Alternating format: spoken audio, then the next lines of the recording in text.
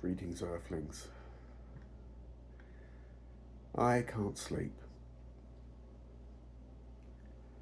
I am 11 hours into Ilan Pape's The Ethnic Cleansing of Palestine. My brain is on fire.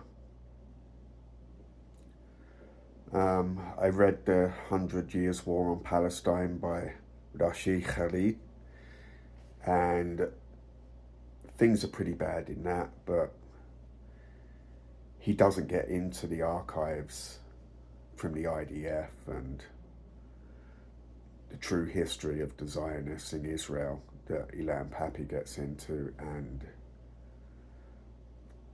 it's absolutely horrific what they got up to, what we turned a blind eye to. All of the worst accusations that they made against Hamas, they've been doing since the 40s. Summary executions, rape, killing children, killing babies, killing mothers breastfeeding babies. Best part of 1 million people gone missing and unaccounted for. And rape and torture and just a complete disregard for their existence.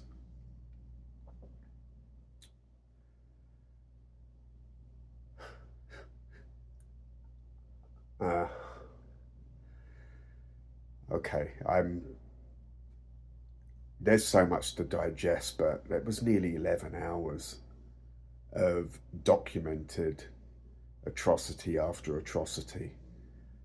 And now it's like the last 2 hours is basically a table of contents of all of the religious sites that they destroyed or repurposed into things like bars or shopping centres. I'll have more to say on that once I've actually digested it, and I might pick out a few passages here and there for you to actually hear the horror. But I do recommend that anybody who wants to understand what has happened to read that book, and you will be forced to pick a side. You won't be on the fence about this anymore. And it'll be quite simple. You're either on the side of freedom or you're a Nazi. Now, none of this has anything to do with religion. This is just pure malice and power-hungry psychopaths that don't care even about their own people. This is not a religious war. And I'm going to use what's going on in Syria right now as a case in point. Those insurgents are jihadists. They're Al-Qaeda. And they work for Israel. But Turkey has the leash on them. Now, Turkey is claiming that they didn't pull the pin on the insurgents that crossed the border from Turkey. Some of them were in Idlib already. But you have to understand that this is not as simple as one group of militants. These are all, they're mercenaries. They don't give a fuck about Islam or Judaism. That's not what this is about. This is secular. This is about land. It's about power. None of these people are ideologues.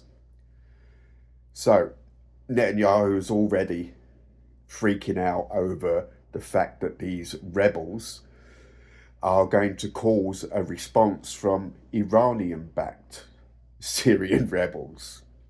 So we're going to have Wahhabi death squads, Al-Qaeda and Al-Nusra fighting there, and then this will draw Hezbollah back into Syria. So Netanyahu sets the pretext, and then it's like, oh, we're going to have to send in the IDF now to face off the Iranians. But let's just look at an article from Haaretz. This was from 2017. And the title is, Israel reportedly providing direct aid and funding to Syrian rebels. It's been known that Israeli hospitals have treated wounded Syrian fighters, but Wall Street Journal report uncovers direct support in cash, without which fighters say they wouldn't have survived.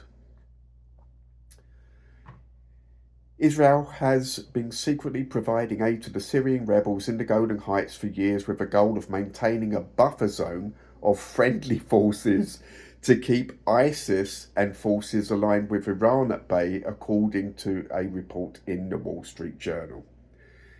Now, their friendly forces are Al Qaeda, and they've been treating Al Qaeda militia in a field hospital in the Golan Heights. That's been going on since 2013, 2014. Now, if you're so scared of Islamists that want to wipe Israel off the face of the earth, why are you treating them in a field hospital and then sending them back to war with money in their pocket so that they can continue fighting? This is all bullshit. This has nothing to do with what they're making it out to do. This is a bunch of very rich and powerful, evil human beings that just want more money and power. They'll sell you this as some great war between good and evil, and that Israel are the children of light, and that the Iranians are evil nutcases that just want to destroy everyone. This is inverted. This is completely inverted. And now you're basically left with the realization that, well, we might be the baddies here. We're the evil empire. This is resistance to the evil empire. They're the rebels. And so, case in point, right? Why would the UK and the US be so happy to turn a blind eye to this for 76 years? Well, it's quite simple. It's literally because we're the fascists. We were the OG Nazis. British Empire killed 165 million Indians in 40 years. How colonialism inspired fascism. A scholarly study found that British colonialism caused approximately 165 million deaths in India from 1880 to 1920, while stealing trillions of dollars of wealth. That turned out to be an estimated value of $45 trillion worth of assets. The global capitalist system was founded on European imperial genocides, which inspired Adolf Hitler and Mussolini and led to the rising fascism. Now, there are some horrific pictures in here of completely emaciated Indians that will remind you of the Holocaust. Now, this was as many as 165 million people, and we don't get taught this in the UK.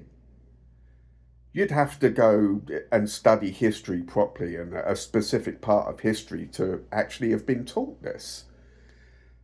We don't get taught this at school. This is just insane. Let's just pull out some more little tidbits of information here so you can just get an angle on this. Okay, this figure is larger than the combined number of deaths from both world wars, including the Nazi Holocaust. Both world wars. But we never talk about it. Is that enough people to have killed Mr. Lammy for it to be a genocide? 165 million, does that count as a high enough number for you to be fucking ashamed of what we did? No?